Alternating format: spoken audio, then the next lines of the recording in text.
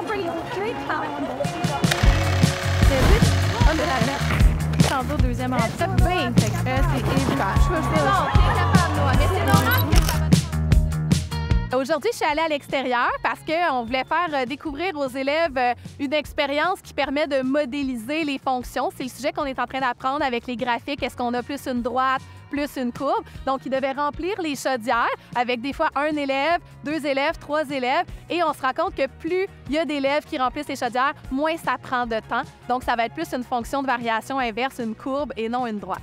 Bien, en fait, moi, maintenant, je fais à peu près une sortie par mois à l'extérieur, puis je vois vraiment un impact sur la motivation. Là. Souvent, les élèves me demandent « Ah, est-ce que c'est aujourd'hui qu'on va dehors? Quand est-ce qu'on va dehors? » Fait que c'est sûr que sur la motivation, vraiment, les élèves apprécient. Il y a des élèves vraiment qui ont besoin de bouger dans leur journée, que c'est vraiment intéressant pour eux d'aller dehors puis d'être dans l'action. Fait qu'ils vont se mobiliser beaucoup plus que quand on est assis en classe.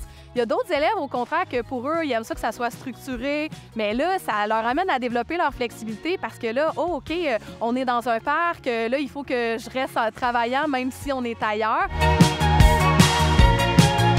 Donc, avec les nombres que tu as obtenus, là, on le voit quand même très bien. Plus il y a de personnes qui remplissent les chaudières, plus le temps diminue. La courbe aussi, hein, elle descend, là, donc c'est une courbe de variation inverse, donc une fonction rationnelle.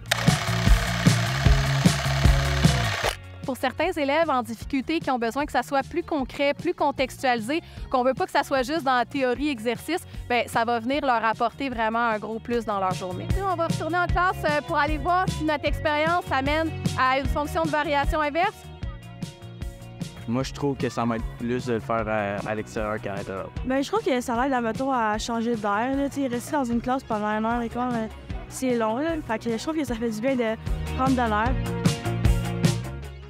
Il y a vraiment cette idée-là qu'on développe les jeunes dans leur quotidien, oui, en mathématiques, mais pour l'ensemble de leur vie. C'est toutes ces petites choses-là qu'on va vivre avec eux, avec leurs maths et c'est ça, leurs habiletés de tous les jours.